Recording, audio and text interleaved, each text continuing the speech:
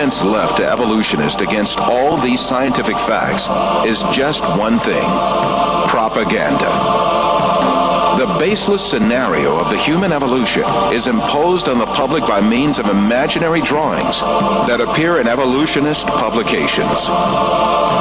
In these drawings, creatures with hairy bodies and simian features are decked out with overtones of human-like motifs.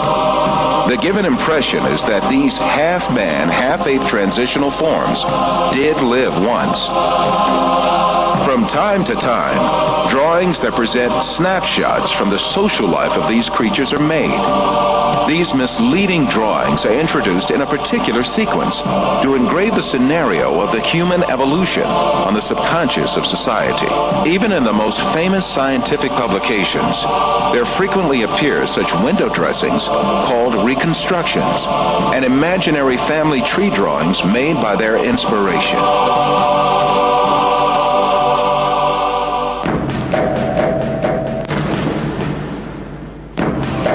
The imaginative power of evolutionists is not limited to fictional drawings and models.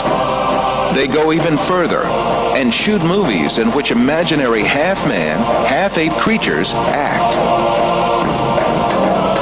However, all of these are pure deception. The only evidence at hand is generally nothing more than a few skull fragments or a tibia. The hair, skin, nose, ears, lips, or other facial features of a living being cannot be determined from its bone remains.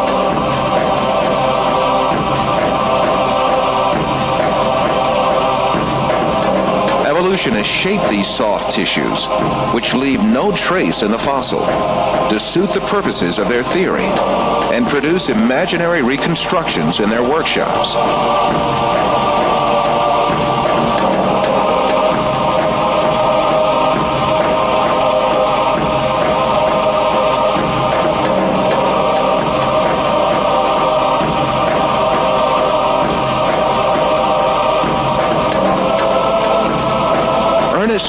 From Harvard University states that these drawings have no scientific value.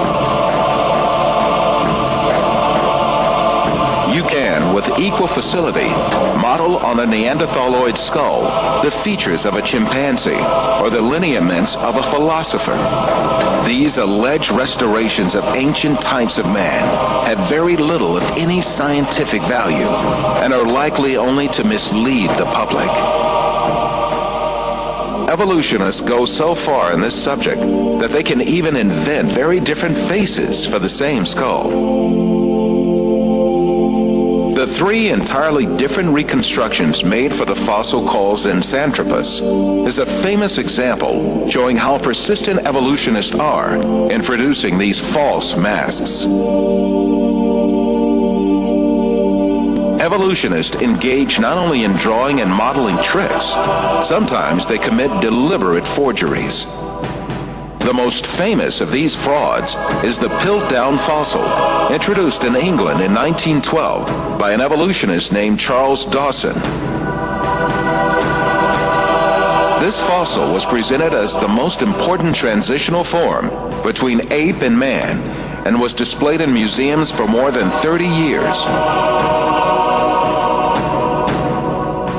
Experts who re-examined the fossil in 1949 discovered that it was a forgery that had been produced by attaching an orangutan's jaw to a human skull.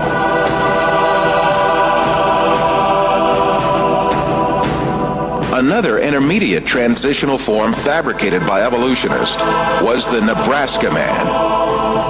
This was cooked up in 1922 on the basis of a single fossil tooth. The evolutionists did not neglect to give it an ostentatious Latin name, Asparapithecus harold-cooki, or to make imaginary drawings related to it.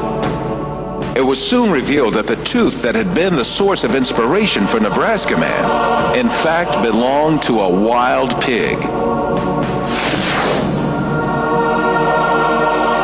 Many other fossil skulls have been presented as great evidence for evolution failed one by one. Neanderthal man was advanced as evidence in 1856, dismissed in 1960. Piltdown man was advanced as evidence in 1912, dismissed in 1953. Zinzanthropus was advanced as evidence in 1959, dismissed in 1960. Ramapithecus was advanced as evidence in 1964, dismissed in 1979.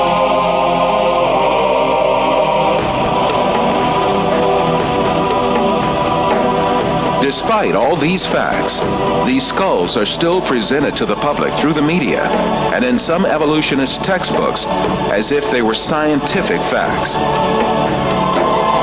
In many countries, an important part of the society supposes that evolution is a proven fact. A great deal of this so-called evidence of evolution, much of which has been dismissed by evolutionists themselves, is still presented to school children in their textbooks, where they are depicted as the ancestors of man.